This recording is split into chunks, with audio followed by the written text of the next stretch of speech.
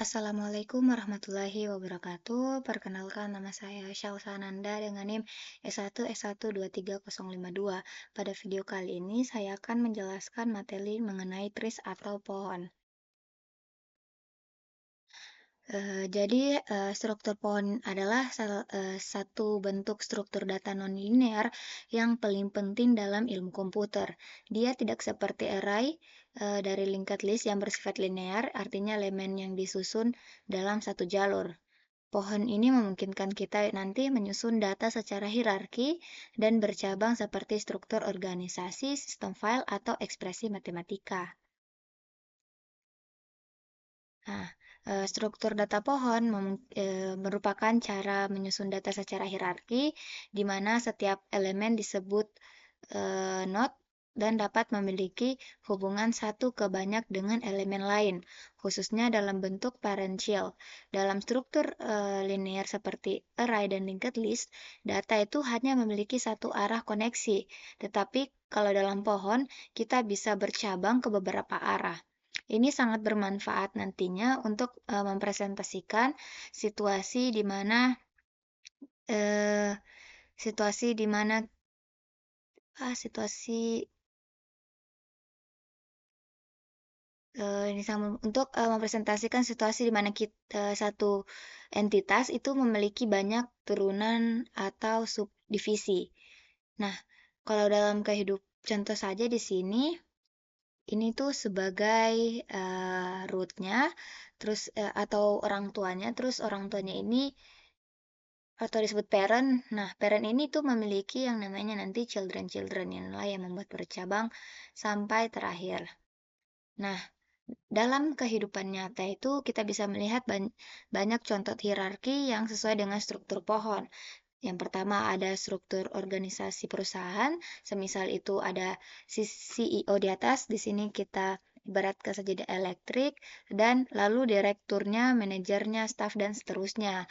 Terus juga ada semisal klasifikasi makhluk hidup, yaitu ada kingdom, phylum, class, order, family, genus, dan species.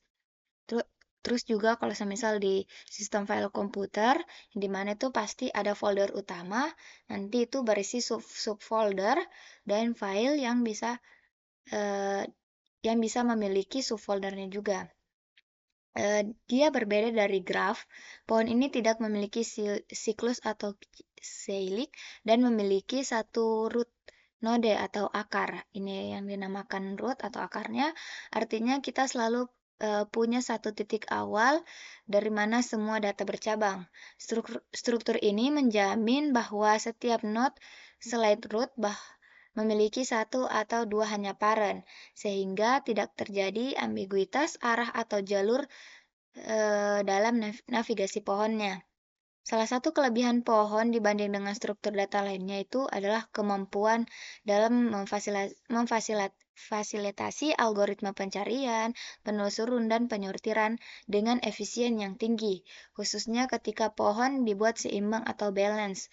Inilah yang menjadi dasar bagi banyak algoritma seperti binary search tree, AVL, trees, heap, dan banyak lagi. Next, definisi formal.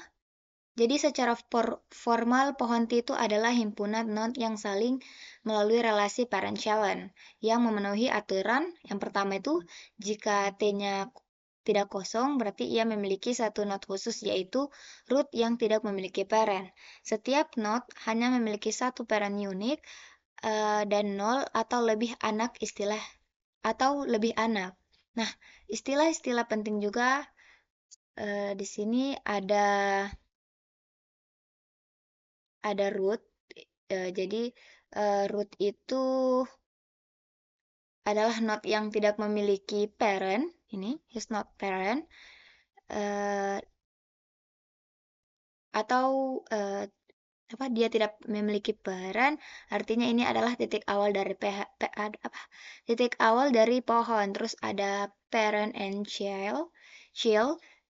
Artinya not A adalah parent dari B jika A berada di satu tingkat di atas B dan terhubung langsung. Terus ada siblings. Siblings ini adalah not-not yang memiliki parent yang sama.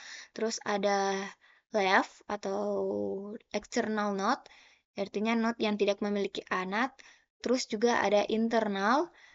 Internal node ini adalah node yang memiliki satu anak, satu atau lebih anak. Terus ada apa? Ancestor, berarti semua node berada di jalur root dalam keadaan tertentu. Terus ada decision, dia semua node berada di bawah node tertentu dalam jalur menuju daun.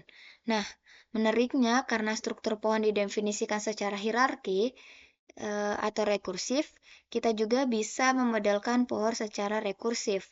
Contohnya kalau pohon kosong itu berarti tidak ada node, sedangkan kalau pohon tidak kosong berarti dia terdiri dari root atau sejumlah subtree atau anak-anak pohonnya. Nah, konsep rekursif ini sangat berguna nantinya dalam implementasi algoritma berbasis pohon seperti traversal dan pencarian. Next, selain definisi dasar dari node, terdapat juga komponen-komponen penting penting lain dalam pohon. Yang pertama ada edge atau sisi, dia adalah koneksi antar dua node yaitu antara parent dan child. Terus ada path, artinya dia urutan node dari urutan node yang dilalui dari satu node ke node melalui edge yang saling terhubung. Terus juga ada order tree.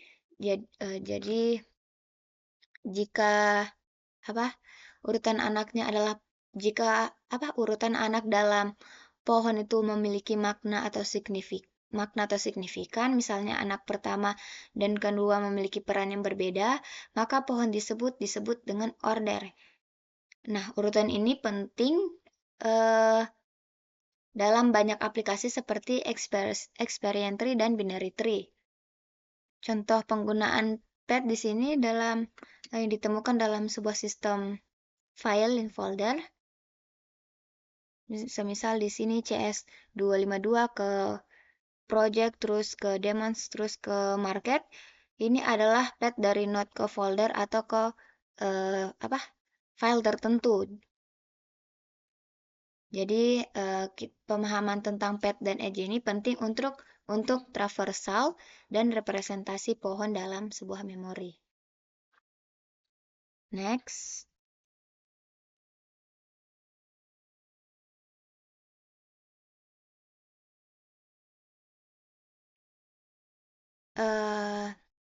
ADT dari pohon.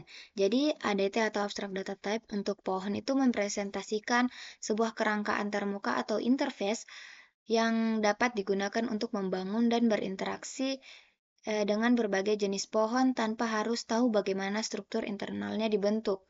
Nah, konsep utama dalam ADT pohon itu adalah position, yaitu abstraksi dari node daripada langsung bekerja ke node atau pointer, kita bekerja dengan position, yaitu menyimpan referensi ke elemen dan lokasinya dalam struktur.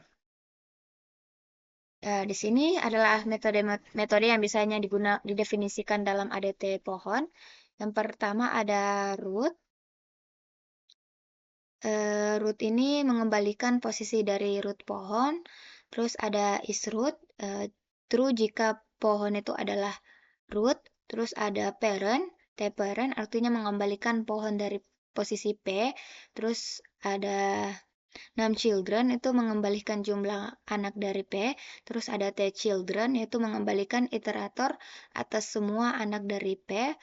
Ada isLeaf yaitu true jika P adalah leaf artinya tidak punya anak. Terus ada length artinya jumlah total posisi node dalam pohon. Terus ada isEmpty true kalau pohonnya itu kosong. Terus ada position yang tadi sudah dijelaskan.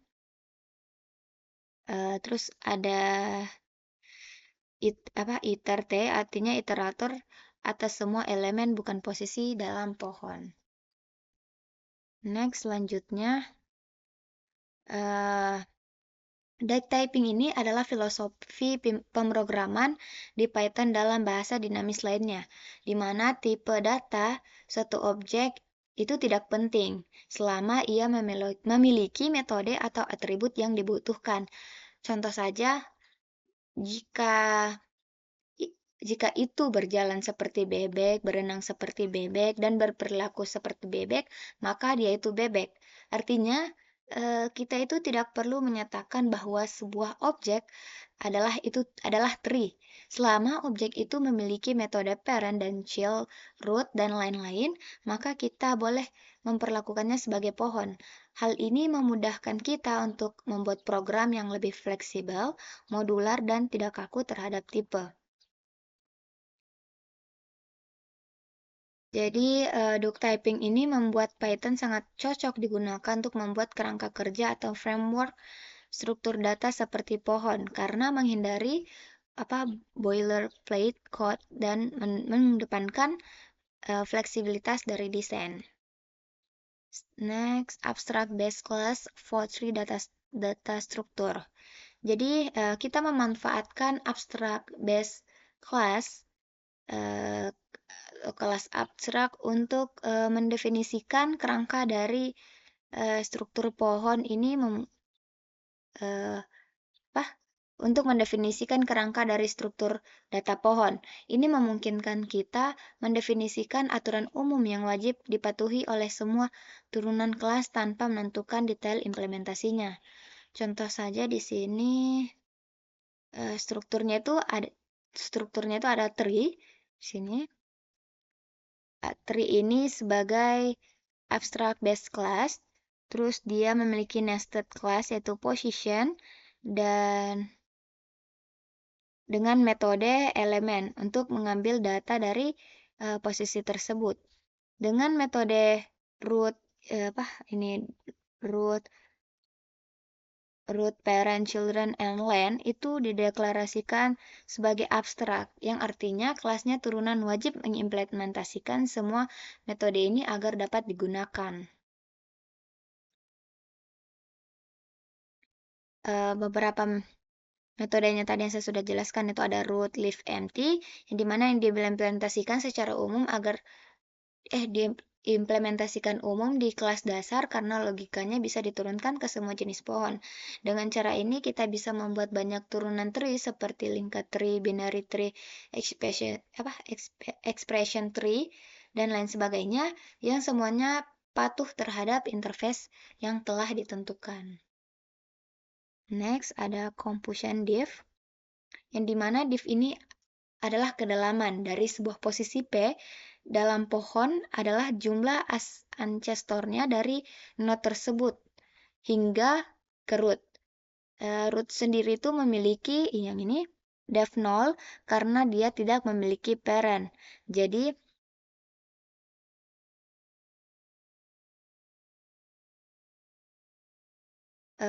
contoh saja di sini, jika P-nya ini adalah root, maka div-nya itu kedalamannya itu 0.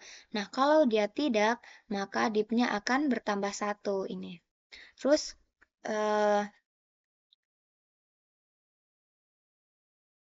karena ini juga bukan root, maka dia akan bertambah 1 lagi menjadi 2. Ini. Next, ini adalah contoh implementasi.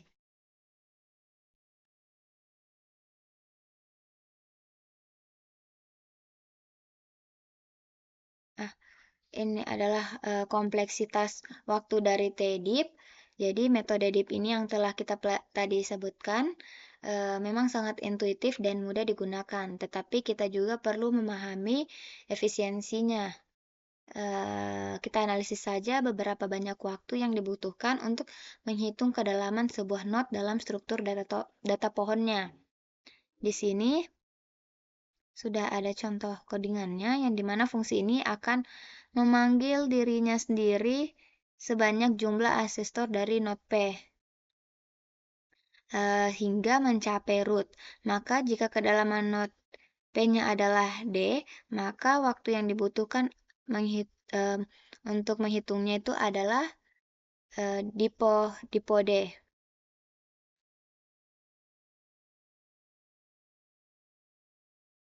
Next.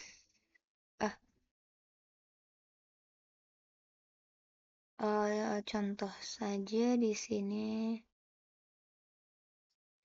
Saya memberi saya contoh kalau dalam kasus terburuk itu misalnya pohon itu berbentuk garis lurus linear seperti ini. A, B, C, D, A, B, C, D, dan E. Jika kita menghitung depth E, maka itu kita harus naik ke parentnya satu per satu. Jadi depth E itu sama dengan 1 tambah depth D, terus depth D sama dengan 1 ditambah depth C, hingga root A sama dengan depth sama 0. Total pemanggilan rekursifnya itu N dikurang 1. Maka eksploitasinya menjadi dipo N. Nah, ilustrasi nyatanya misalnya jika kita memiliki pohon dengan 1000 node yang semuanya berada di satu cabang. Maka menghitung diff-nya pada yang paling bawah akan membutuhkan hampir 1000 pemanggilan fungsi rekursif, dan ini tidak terlalu efisien untuk struktur yang sangat besar dan menjadi dasar motivasi kita untuk menggunakan balance tree di masa awal, misalnya di AVL atau red black. Next, selanjutnya computing Hague. Jadi Hague ini sebuah node P dalam pohon didefinisikan sebagai 0 jika P adalah leaf. Ini. Kalau dia tidak memiliki anak, terus di plus 1 kalau maksimum head dari semua anak P jika P adalah node internal. Jadi disebutkan bahwa Hague 2 ini sebagai slide, terus kita menjelajahi pohon dari atas dan menghitung total berdasarkan anak-anak satu node. Jadi perbedaan tadi depth dan height. Kalau depth tadi itu jarak dari P ke root, sedangkan height dia dari jarak P ke daun.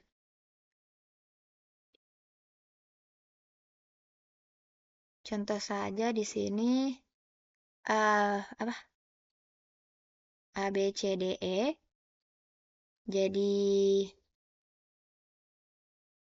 misal D ini height-nya 0, terus naik ke sini sudah height-nya 1 karena dia anak dari D. Terus yang B ini height-nya 0 karena tidak punya anak, di bawahnya tidak sama seperti di ini tadi. Terus A itu H ini sebagai height 1 plus max 0,1 yaitu 2.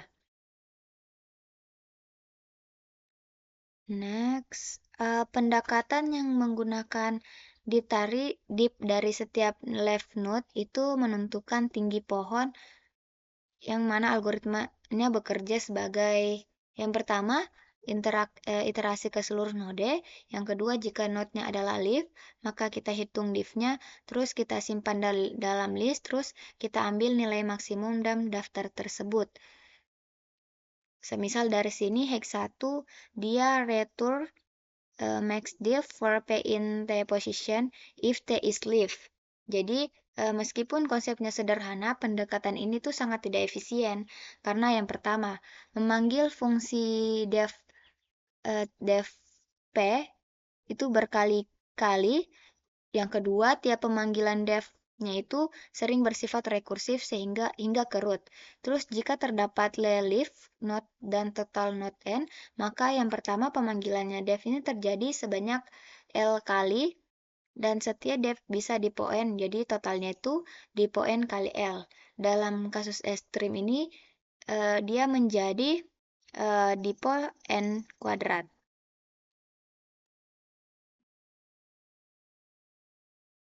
Di sini ada semisal contoh 1, N-nya itu 5, dengan L-nya itu berarti 3 leaf. Kita memanggil def 3 kali, setiap kali itu memungkinkan hingga kedalaman 3 sampai 4. Terus di sini ada kasus yang kedua, L dengan L5 dengan N-nya 5, L-nya 1. Jadi kita harus memanggil diff-nya sekali, tetapi node tersebut mungkin sangat dalam. Kesimpulannya, waktu komputasi total akan sangat tergantung pada jumlah leaf, terus kedalaman maksimum not leaf tersebut yaitu DP. Dengan demikian, kita sangat disarankan menggunakan Haiku yang bekerja lebih efisien, yaitu hanya menelusuri pohon satu kali dari atas ke bawah.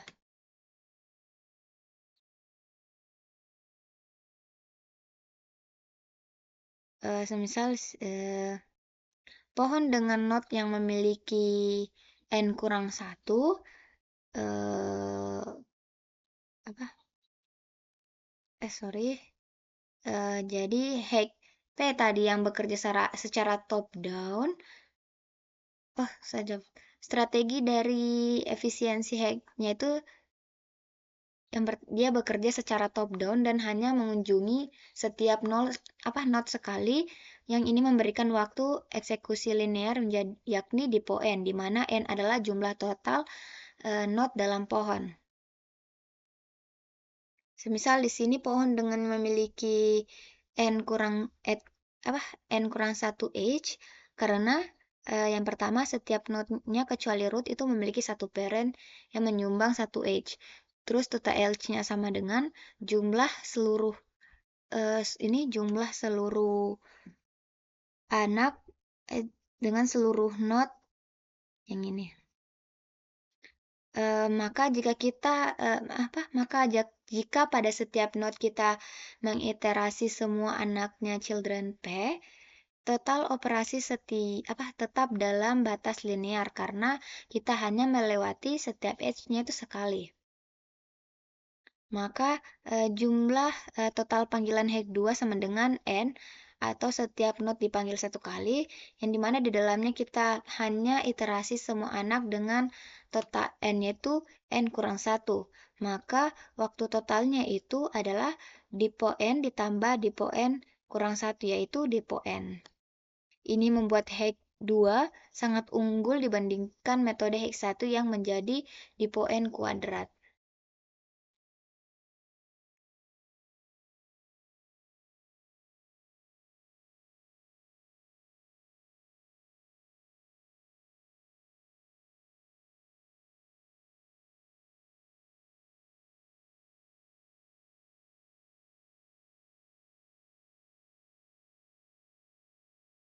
Next, selanjutnya kita masuk di binary tree. Jadi pohon binary ini adalah tipe khusus pohon di mana setiap node memiliki maksimal 2 anak, yaitu left child dan right child. Dan di mana properti tambahannya itu ada, pertama, setiap anak diberi label sebagai kiri dan kanan. Anak kiri selalu mendahului anak kanan secara urutan. Yang ketiga, bisa berupa full binary tree atau pohon biner penuh, di mana setiap internal node punya tepat 2 anak. Terus ada incomplete atau improper yang ini. Berarti node bisa hanya punya 1 anak saja. Contoh implementasinya ada decision tree, yaitu model prediksi berbasis pertanyaan ya atau tidak.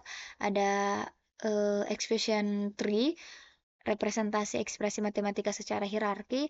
Terus ada binary search tree, data terurut disimpan untuk pencarian cepat. Terus ada heaps, yaitu untuk struktur, prioritas, dan sorting.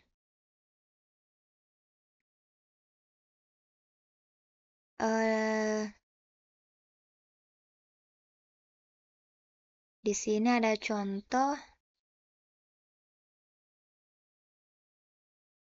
yang dimana tadi kita tahui bahwa binary ini dapat juga didefinisikan sebagai rekursif, yang dimana pohon binary itu bisa kosong atau terdiri dari root dengan node R, ada subtree kiri dan subtree kanan.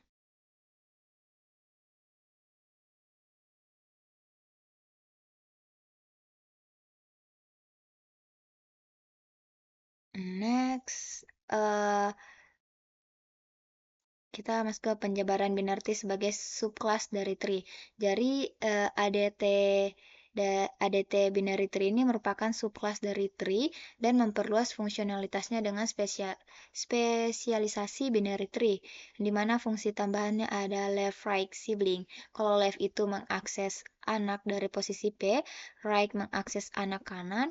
Kalau siblings, jika P adalah anak kiri, kembalikan anak kanan dari perannya dan sebaliknya. Kalau dengan mewarisi dari tree, kita perlu mendefinisikan ulang dasar seperti parent, is root, is left, dan len. Semua itu sudah disediakan oleh kelas dasar dan hanya kita perlu gunakan atau modifikasi sesuai kebutuhan spesifikasi binary tree. Next, implementasi kelas abstrak binary tree. Jadi kelas yang tidak bisa instansiasi langsung, namun bisa digunakan sebagai dasar untuk kelas konkret seperti linked binary tree. Di sini ada tambahan metodenya. Untuk abstrak metodenya ada left dan right yang harus diimplementasikan oleh kelas. Terus ada concrete method, ada siblings dan ada children. Terus kelebihan dari desain ini nanti memisahkan antar muka dan implementasi. Terus juga fleksibel, kita bisa punya banyak variasi pohon binar, misal dengan atau tanpa balancing menggunakan kerangka ini. Terus kode ini lebih bersih dan terstruktur. Masuk ke property of binary tree. Jadi dalam binary tree ini kita bisa membagi node menjadi beberapa level berdasarkan kedalamannya atau div-nya. Mereka dari root-nya. Jadi misalnya root itu level 0, terus anak langsung ke root itu level 1, terus cucu root-nya tadi itu level 2 dan seterusnya. Nah, jumlah maksimum node pada level ke D dalam pohon binar itu adalah level D, yaitu max 2 pangkat D node. Penjelasannya kalau level 0 artinya dia kan 1 node, berarti 2 pangkat 0, terus level 2 yaitu 2 node-nya berarti 2 pangkat 1. Terus di sini node-nya ada 4, berarti 2 pangkat 2 gitu. Dan seterusnya. Sehingga kalau jumlah maksimum pada node dari level 0 hingga height adalah itu totalnya itu sama dengan 2 pangkat 0 ditambah 2 pangkat 1 tambah 2 pangkat 2 tambah sampai 2 pangkat H sama dengan 2 pangkat H plus 1 dikurang 1. Sehingga konsekuensinya itu praktis, yang dimana pertama pertumbuhan jumlah node-nya itu bersifat eksponensial terhadap kedalaman, terus binary tree akan cepat membesar saat bertumbuh satu level, dan dalam desain struktur data kita perlu menjaga agar pohon tidak terlalu tinggi, agar operasi seperti pencarian, insert, dan delete tetap efisien menggunakan tipe log n.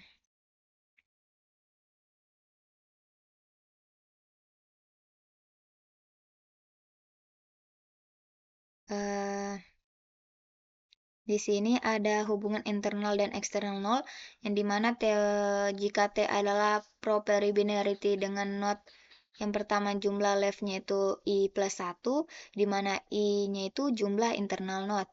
Contoh buktinya itu semisal dalam proper binary tree, setiap internal node-nya itu hanya punya 2 anak. Dan artinya total anak sama dengan 2i. Sehingga semua node kecuali root adalah anak sama dengan N kurang 1. Jadi 2i sama dengan N kurang 1, maka N sama dengan 2i ini atau NI plus 1. Jadi jumlah left-nya itu semisal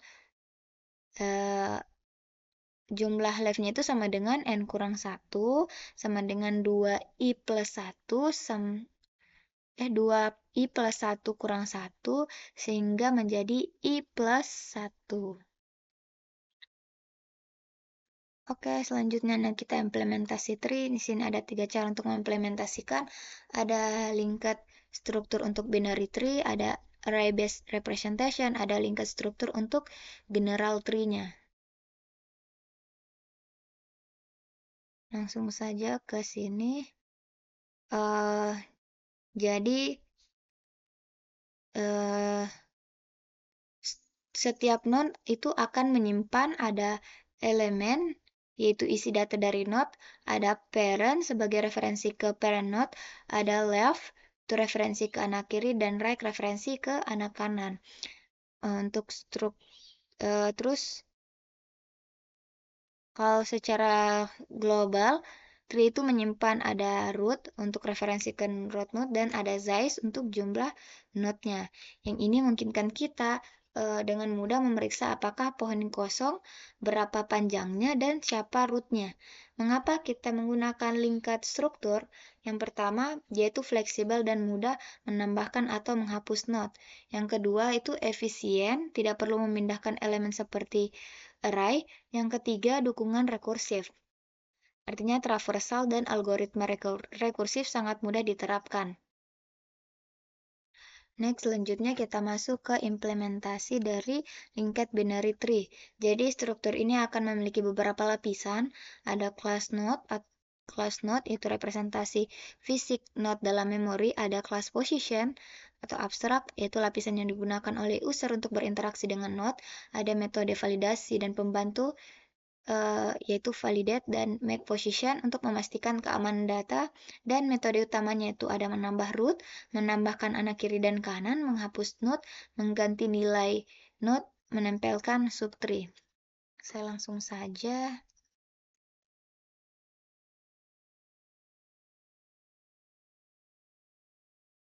kita buat dulu.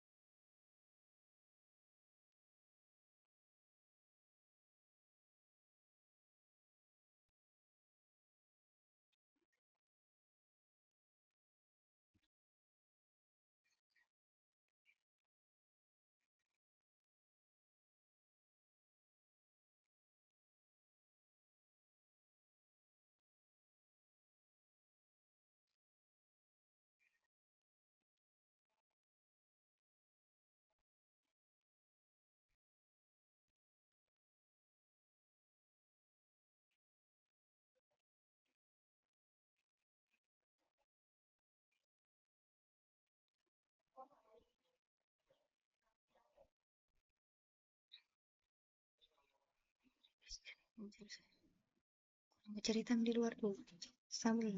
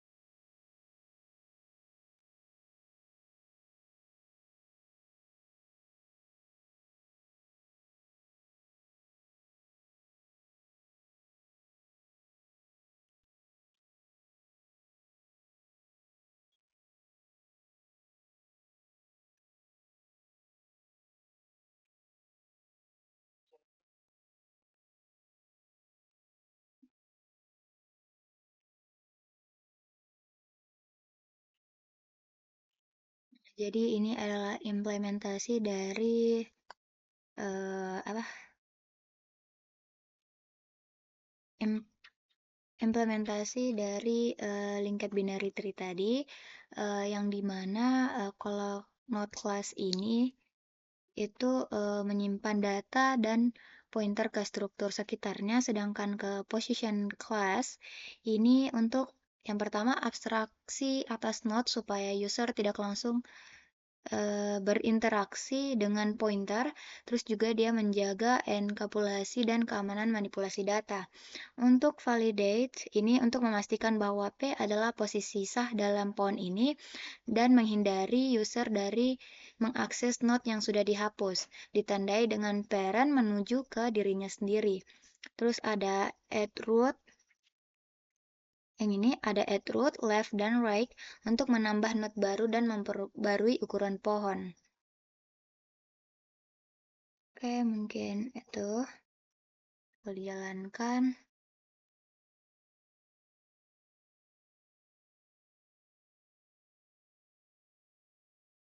Dan ini membentuk sebuah pohon yang dimana rootnya itu A, terus diturunkan ke anaknya ada B dan C, dan B ini lagi memiliki child, yaitu ada E dan D. E dan D ini sebagai siblingsnya.